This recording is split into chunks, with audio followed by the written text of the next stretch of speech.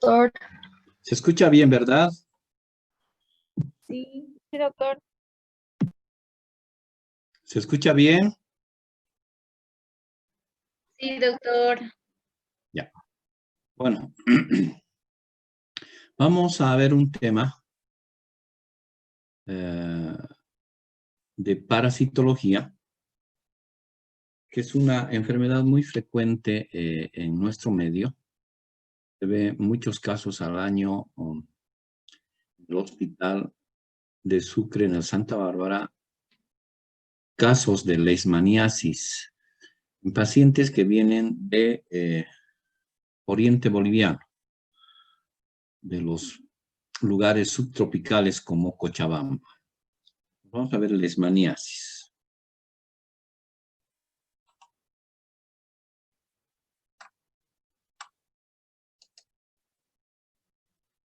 Fíjense, para poder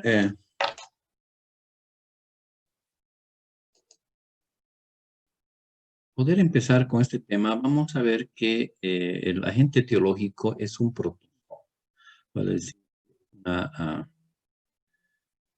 Es un parásito unicelular del orden de la kinetoplastía, cuya ubicación principal es intracelular. Y de esto tiene mucha preferencia este parásito por las células fagocíticas, como los macrófagos, los monos. Este tipo de células del organismo están ubicados principalmente en el sistema retículo endotelial, ¿verdad?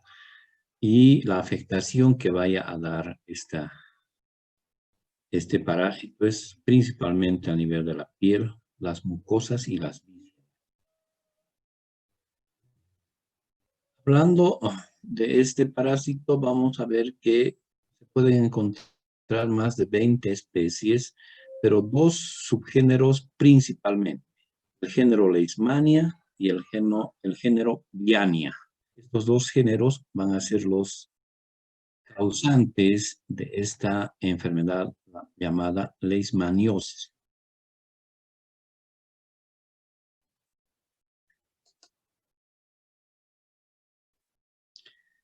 Entonces, la afectación, volviendo a repetir, se produce a nivel de la piel, mucosas y vísceras. Vamos a encontrar a este parásito con una distribución mundial. Y de esta vamos a ver en sus presentaciones que hay ciertas manifestaciones o presentaciones tanto en el Viejo Mundo como en el Nuevo Mundo. Llamamos Viejo Mundo a la parte de la Tierra que comprende Europa, Asia, África, y Nuevo Mundo a todo lo que concierne a América. Entonces, vamos a poder encontrar principalmente en el Viejo Mundo a la leishmaniosis cutánea, cuyos agentes etiológicos es la Leishmania trópica, mayor y etiópica. Las tres especies de leishmania son los causantes de la leishmaniosis cutánea en esta parte del mundo.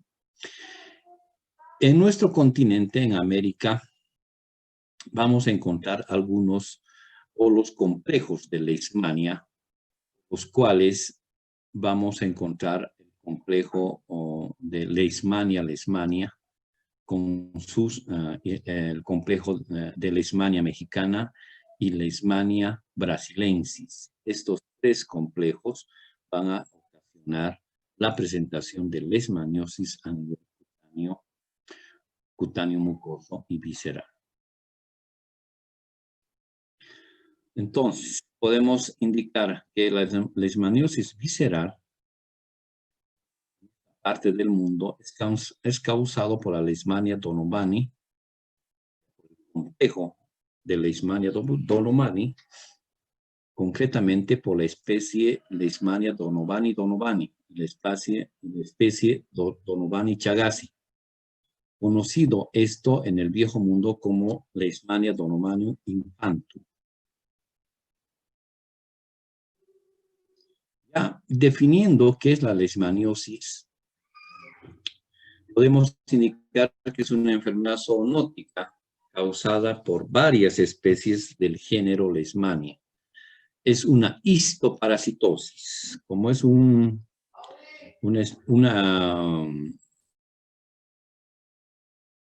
parásito, necesita para su supervivencia de algún otro ser viviente, en este caso, los fagocitos, donde se desarrolla este parásito. Su afectación es en piel, mucosas y a nivel visceral en el hombre, concretamente a nivel de la médula ósea, la parte hepática y la parte esplénica. Y es transmitida por un mosquito hembra, como son algunas especies que los vamos a ir nombrando. La distribución geográfica de esta enfermedad es cosmopolita, vale decir universal, y es muy endémica en lugares tropicales y subtropicales, en América, Europa, África, Medio Oriente y Asia. Vamos a encontrar formas de presentación de la leishmaniosis visceral o también llamada Kala-Azar en el Viejo Mundo, la leishmaniosis cutánea de Oriente o botón de Oriente también en el Viejo Mundo, la leishmaniosis mucocutánea y la leishmaniosis cutánea, estas dos en nuestro continente de preferencia.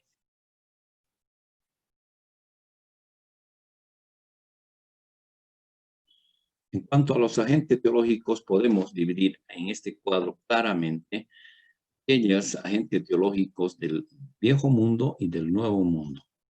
Entonces vamos a encontrar como agentes etiológicos de la leishmaniosis cutánea a la leishmania trópica, mayor y artiópica.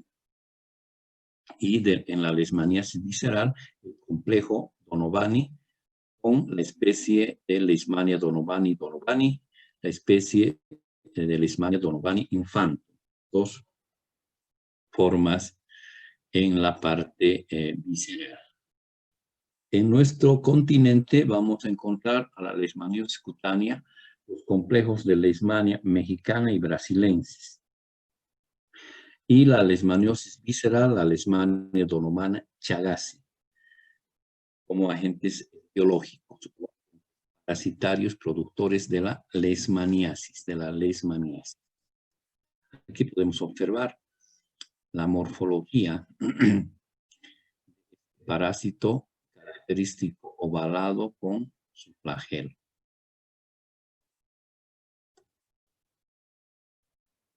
En cuanto a la morfología, podemos indicar que en su desarrollo vamos a encontrar en dos formas, en una forma a mastigote y otra forma la forma a mastigote que se la encuentra en el huésped humano es ovalado,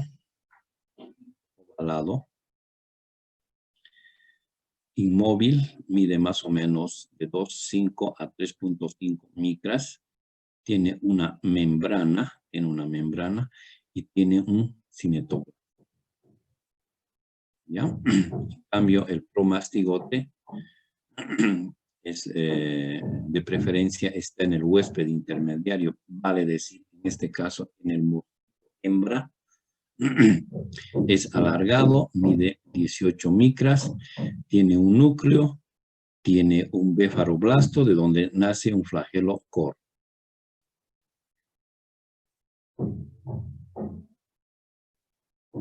Podemos encontrar los complejos de leishmania y podemos decir que la leishmania donovani, que es el que provoca la enfermedad de leishmaniosis visceral o el Kala-Azar, afecta de preferencia a los adultos.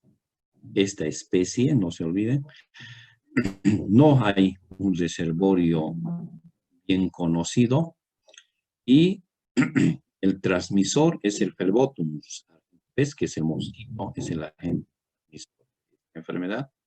Tenemos a la Leishmania donovani infantum, también ocasiona leishmania visceral o llamada cala-azar, pero en los infantes.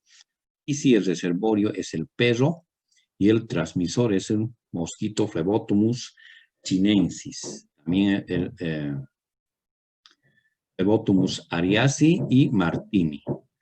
Este tipo de presentación de la Leishmania infantum se encuentra en la parte de del Mediterráneo, Asia y África. Tenemos a la Leishmania donomani chagasi, es el que provoca la leishmaniosis en los perros y en los zorros, y el transmisor es el mosquito denominado Lutzomia longipalpis. Podemos encontrar a esta especie de Leishmania ya en nuestro continente, concretamente en estos países, ¿no? Donde se encuentra involucrado Bolivia. Podemos encontrar.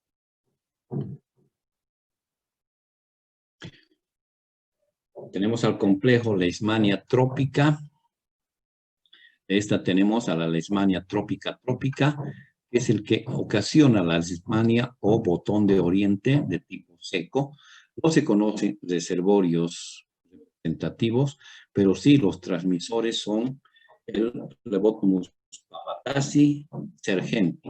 Podemos encontrar en el Viejo Mundo a nivel del mar Mediterráneo, en países abundantes a la parte del Mediterráneo, Afganistán, Libia, África e India. También tenemos dentro del complejo Leishmania trópica a la Leishmania trópica mayor, producto del botón de oriente, pero posthúmedo, cuyos transmisores son los Phlebotomus papatasi y Cancasicus, cuyos reservorios podemos encontrar a los roedores silvestres, o sea, ratones.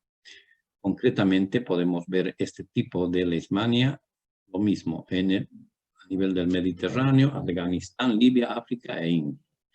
Y finalmente, en este complejo de Leishmania trópica tenemos a la Leishmania etiópica, productores también de la Leishmania botón de oriente de tipo seco. Transmisor por los Phlebotomus longipes se encuentra en la parte de Etiopía y Kenia, vale decir, en el continente africano. Complejo, la Leishmania mexicana, que lo que ocasiona la Leishmania llamada úlcera de los chicleros, cuyo reservorio son algunos roedores selváticos de esta zona. El transmisor es el mosquito Lutzomia olmeca. Esto lo podemos encontrar con mucha frecuencia en la parte de América Central, en México, Guatemala y Belice. Tenemos como parte de este complejo también la Leishmania mexicana amanosensis, que ocasiona a leishmanías en el humano, pero de forma poco frecuente, cuyo transmisor es el mosquito Lutzomia flavis culetata, cuyas características es que tiene hábitos nocturnos, y los reservorios son algunos murciélagos y los zorros. La Leishmania mexicana Ifansi, localizado en Sudamérica, en la parte de Venezuela y Brasil. No se tiene datos claros sobre su epidemiología ni sobre su transmisión. Tenemos el complejo de Leishmania brasilensis, que es el que provoca la leishmaniosis llamada espundia o leishmaniosis mucocutánea. Este tipo de leishmaniosis es la que podemos encontrar en nuestro medio con mucha frecuencia, con afectaciones a nivel de la orofaringe y de la nariz. Tiene como transmisores a varias especies de género Phlebotomus. También se puede encontrar en el continente euroasiático, africano y la leucemia en nuestro continente.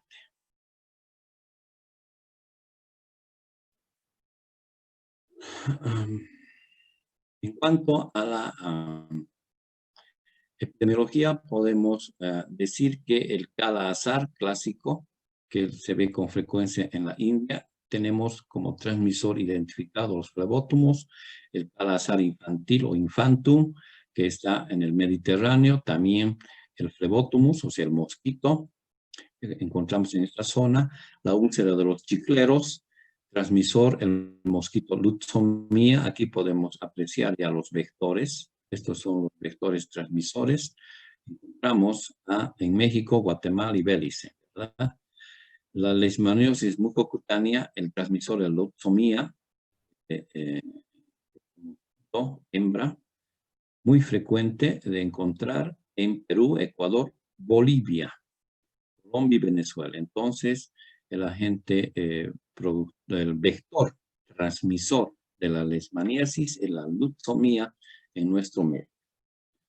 Productor de la leishmaniosis mucocutánea.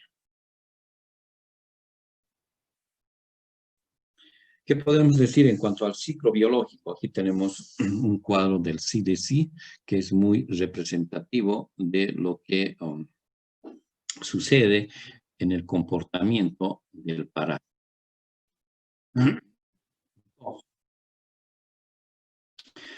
¿Qué es lo que sucede? Que el mosquito sano puede alimentarse, como es hematófago, se alimenta de sangre de un individuo parasitado. ¿No? Al alimentarse de sangre de este individuo parasitado,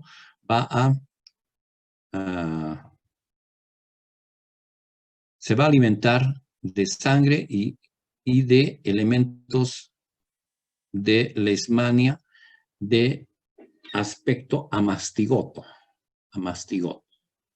¿no? Se alimenta de sangre, inyecta, no, es al revés, ¿no? Se alimenta de elementos de amastigote, en la forma amastigote al parásito.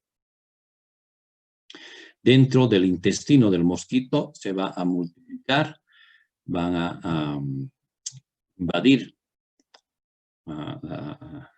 todo el intestino, volviéndose de amastigote a promastigote, hasta llegar a la parte anterior del mosco, y cuando ya esté en la forma de promastigote, puede volverse a alimentar de un ser humano, en este caso sano, e inyectar el mosquito los promastigotes al interior de la piel de ese individuo susceptible que está en estas zonas endémicas de leishmaniasis, ¿no? Entonces, podemos resumir que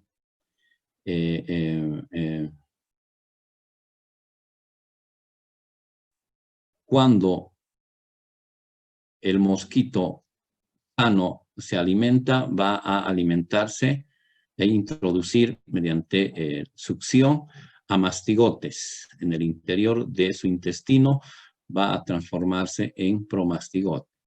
Cuando va a infectar al individuo, va a infectar como promastigote. Una vez en el organismo del individuo, esta va a tener preferencia, este promastigote, por los fagocitos, por los macrófagos, por los monocitos, donde se va a multiplicar y se va a transformar en amastigote. En esta forma va a invadir y va a llegar a nivel de la piel, las mucosas, a nivel del vaso y del hígado, donde se va a desarrollar y va a provocar esta enfermedad llamada leishmaniosis. Podemos encontrar, para poder entender desde el punto de vista clínico, varias formas de leishmaniasis. Tenemos una leishmaniasis visceral, una leishmaniosis dérmica post-Kala-Azar, una leishmaniosis cutánea. Esta, la forma de presentación de leishmaniosis cutánea es la forma más frecuente de presentación, hasta en un 90% de los. Otra forma es la leishmaniosis cutánea difusa, la mucocutánea y la mucosa netamente.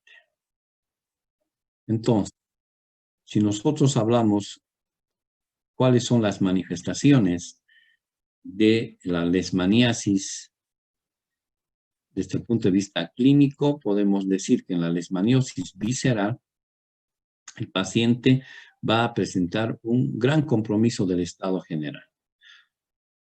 Manifiesta fiebre de forma éctica, o sea, con periodos significativos de fiebre, y principalmente vamos a encontrar la afectación en este tipo de leishmaniasis de dos vísceras, del hígado y del vaso.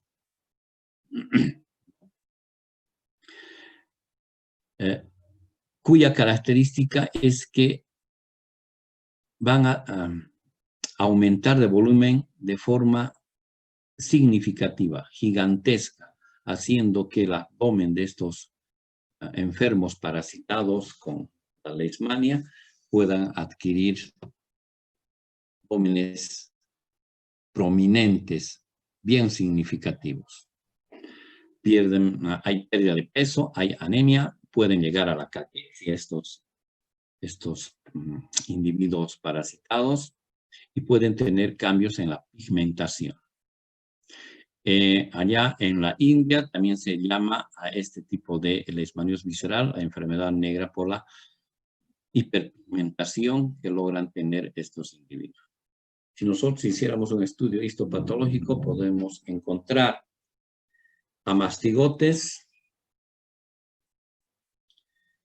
de Leishmania donnellmani en los macrófagos o en los monocitos o en las células de estas dos vísceras. En el hemograma vamos a encontrar leucopenia con monocitosis, neutrofilia o una anemia microcítica. Este tipo de leishmaniosis visceral, si no logramos diagnosticar y tratar de forma adecuada y rápida, el pronóstico es muy malo, porque se acerca a un 90% de fallecimiento de estos pacientes. Después de haber realizado tratamiento específico para esta enfermedad, estos pacientes pueden desarrollar una leishmaniosis cutánea post-Kala-Azar.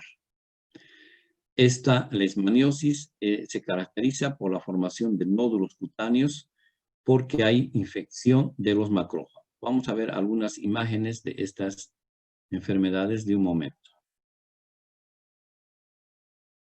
Aquí podemos encontrar algunas. Aquí vamos a encontrar. No. Ya. Voy a ver, de un ratito les voy a mostrar a qué me refiero en este tipo de leishmaniosis. En la leishmaniosis cutánea, su presentación es de dos formas clínicas. Una forma cutánea localizada, después de un periodo de incubación de unos 20 días, se va a caracterizar por la aparición de una úlcera de bordes indurados, de fondo limpio, que es indoloro. Pueden curar de forma espontánea en 6 meses a 2 años, pero si este tipo de lesión se encuentra a nivel del pabellón auricular, pueden mutilarlo y dejar deformado al pabellón auricular. Esta es la forma cutánea localizada que hemos dicho que es la forma de presentación de la leishmania en un 90%. Estas son las características de esta parasitosis. Si su presentación es netamente de esta leishmaniosis cutánea a nivel del pabellón auricular, recibe el nombre de úlcera de los chicleros. Ya habíamos dicho, revisando los lugares donde se encuentran este tipo de leishmaniosis, habíamos dicho en Centroamérica, ¿verdad? En México. Este tipo de lesiones de la úlcera de los chicleros que afecta al pabellón auricular son lesiones crónicas muy sangrantes que deforman el pabellón auricular. Tenemos la otra forma de presentación de leishmaniosis cutánea, pero de forma difusa, donde vamos a encontrar que el parásito logra diseminarse y va a provocar este tipo de lesiones. Lesiones nodulares en toda la piel, con excepción del cuero cabelludo. Entonces, aquí tenemos las dos formas de leishmaniosis cutánea, una la localizada y otra la difusa. Aquí vamos a encontrar estas nodulaciones que son lesiones provocadas por este parásito y se llaman leishmaniosis cutánea difusa, ¿no? Esta es la localizada, esta es la... Podemos ver a la leishmaniosis cutánea o úlcera de los chicleros, ¿no? Aquí es al inicio de la enfermedad y cómo va avanzando, comprometiendo todo el pabellón auricular, y si recibe tratamiento puede dejar deformado al pabellón auricular. Esta forma de leishmaniasis también se llama UTA. Y alguna vez ustedes también se llama úlcera de los chicleros o UTA. La leishmaniosis mucocutánea o espundia, también llamado, esta forma sí la he visto con bastante frecuencia en nuestro medio, en pacientes que vienen del Chapare o del Beni o de la parte de Santa Cruz. Este tipo de leishmaniosis mucocutánea o espundia, ¿no? Que va a invadir las mucosas y la piel, concretamente la parte de la nasofaringe, orofaringe, provocando este tipo de lesiones, deformando la nariz, mutilando la nariz, la boca, y en la parte interna de la boca, en la parte de la orofaringe, vamos a encontrar lesiones granulomatosas e incluso puede haber comunicación entre la nariz y la boca, ¿no? Perfora. Entonces, este tipo de lesiones es provocada por la leishmania.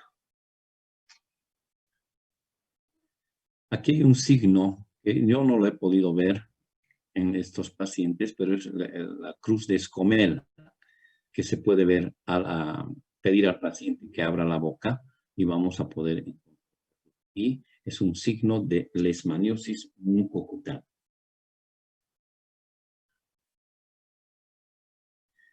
En cuanto al diagnóstico, ¿cómo diagnosticamos? Podemos utilizar o hacer una tinción de Giemsa. Con esta vamos a identificar presencia de amastigotes en los macrófagos, o podemos pedir cultivos en medios específicos obtenida a partir de punción de esas lesiones o hacer biopsia de las lesiones o de la médula ósea, o también tomar muestras a partir de ganglios del hígado, del vaso, o tomar una muestrita como generalmente nosotros hacemos, tomamos una muestrita del borde de la lesión y mandamos a hacer un estudio o mandamos a cultivar. Es una forma de diagnosticar. También podemos pedir pruebas moleculares mediante un PCR para identificar el ADN de parásito. También podemos pedir serología, inmunofluorescencia indirecta, podemos pedir inmunocromatografía específica para identificar anticuerpos del parásito. O podemos hacer una prueba cutánea con leishmanina, ¿no es cierto? Pero esto ya no he visto que se haga, pero se puede hacer. Lo que más hacemos es biopsiar la lesión de la parte periférica y mandar a hacer las tinciones o el estudio anatomopatológico. En cuanto al tratamiento de la leishmaniasis, podemos decir que en la leishmaniasis visceral, la anfotericina B de tipo liposomal podemos administrar al paciente 3 miligramos kilogramo día de forma endovenosa los días 1 a 5, 14 y 21. O bien dar una dosis única de 10 miligramos kilogramo peso en pacientes inmunocompetentes. Y también puede utilizar 4 miligramos kilogramo día endovenoso los días 1 a 5, el 10, el 17, el 24, el 31 y el 38 en pacientes inmunodeprimidos. Entonces, la droga maravillosa que va a hacer que reviertan ese tipo de lesiones, tanto en la piel, en la mucosa y en las vísceras, es la anfotericina B de tipo liposomal. También puedo utilizar el antimoniato de meglubina, el glucantime. Estos dos medicamentos da el programa de leishmaniosis del CEDES de Sucre, ¿no? A estos pacientes. Entonces, si utilizo el glucantime, puedo dar 20 miligramos kilogramo día de forma endovenoso de antimonio pentavalente, 28 días, o vía intramuscular 10 días, ¿no? Entonces, nosotros hemos utilizado ambos medicamentos para el tratamiento de leishmaniosis mucocutánea, cutánea. No hemos visto ni un caso visceral porque es más frecuente del viejo mundo. En la leishmaniosis cutánea también podemos utilizar el antimoniato de meglubina, o sea, el glucantime, en las mismas dosis que hemos visto arriba, o también podemos utilizar la miltefosina, 2.5 miligramos por día, por 4 semanas de forma oral. No tenemos experiencia con esta droga en nuestro medio, pero si hubiera la posibilidad y la indicación adecuada, se puede utilizar. Está en los manuales de terapéutica. En la leishmaniasis mucosa, fíjense la anfotericina liposomal como en la misma, es la misma droga que utilizamos para la leishmaniasis visceral. Aquí podemos utilizar 25 a 35 miligramos kilogramo día divididos en 3 a 5 dosis. O puedo utilizar el glucantime 20 miligramos kilogramo día endovenosa por 28 días de forma endovenosa o intramuscular. O utilizar la miltefosina 2.5 miligramos por 4 semanas. Entonces, estos tratamientos con estos medicamentos tienen un resultado, muchachos, sorprendente, porque regresionan esas lesiones tan significativas que tienen en la piel, la mucosa o las vísceras. En la leishmaniasis visceral, como alternativa, puedo utilizar la miltefosina en estas dosis, o el sulfato de paramomicina también puedo utilizar. La leishmaniasis cutánea, como medicamentos alternativos, tenemos la paramomicina de forma tópica al 5%, utilizar por 10 a 20 días. También puedo utilizar la pentamidina, 2 a 3 miligramos por día, o cada 2 días endovenoso o intramuscular, en un total de 4 a 7 dosis. También puedo utilizar fluconazol, 200 a 600 miligramos por 4 a 6 semanas. También puedo utilizar el posaconazol de 400 miligramos cada 12 horas. O a la anfotericina B liposomal en estas mismas.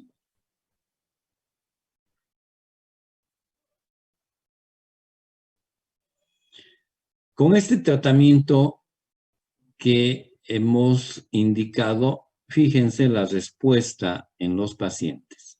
Antes del tratamiento, aquí hay una leishmaniosis cutánea. En el tratamiento, cómo va regresionando, y después del tratamiento, fíjense cómo aparece la lesión.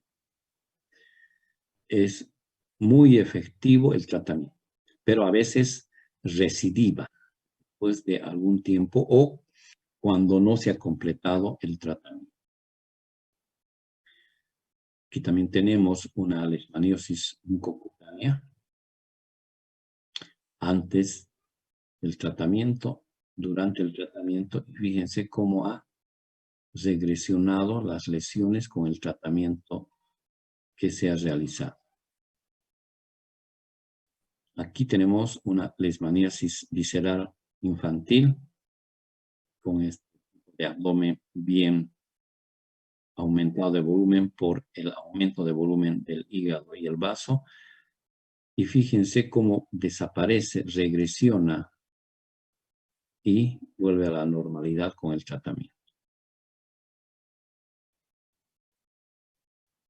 Entonces, como medidas de prevención, finalmente, podemos indicar que hay que hacer un control a los vectores en estas áreas endémicas de la leishmaniosis usando mosquiteros en los domicilios, en la parte de las ventanas, de las puertas o alrededor de la cama para evitar que el vector pueda transmitir la enfermedad.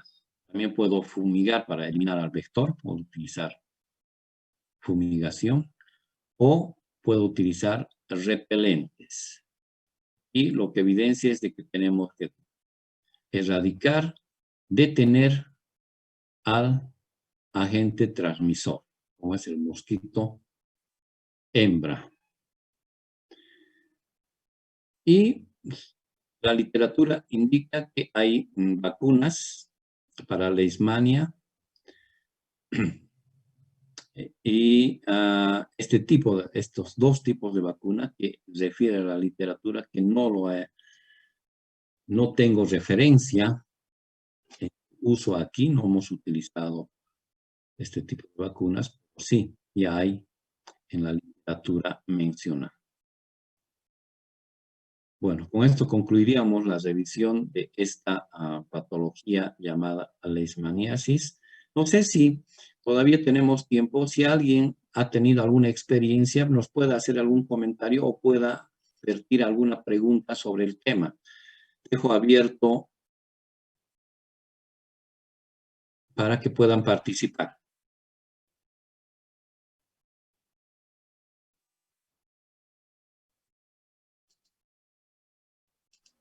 Buenas tardes, doctor. Yo tenía una duda más que, bueno, una experiencia.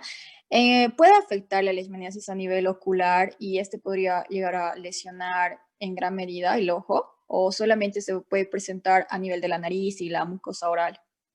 Mira, en la experiencia que tengo no he visto afectación ocular y en la revisión actualizada que he vuelto a hacer no hay referencia de afectación ocular. Más es en la leishmaniasis mucocutánea la afectación a nivel de la nariz, la nasofaringe, la orofaringe, desde la boca, va deformando completamente. En ese tipo de presentación. A nivel de la leishmaniasis cutánea que afecta a los ojos no he visto. Más he visto en las extremidades la afectación cutánea. Ah, ya. Está bien, doctor. Gracias. Bueno, si no hay más preguntas, doctores, estamos Doctor, una en el pregunta. avance. Perdón, sí, adelante. La cruz de Escomen. Escomen, sí, ¿tiene algún tiempo de duración? Porque leí que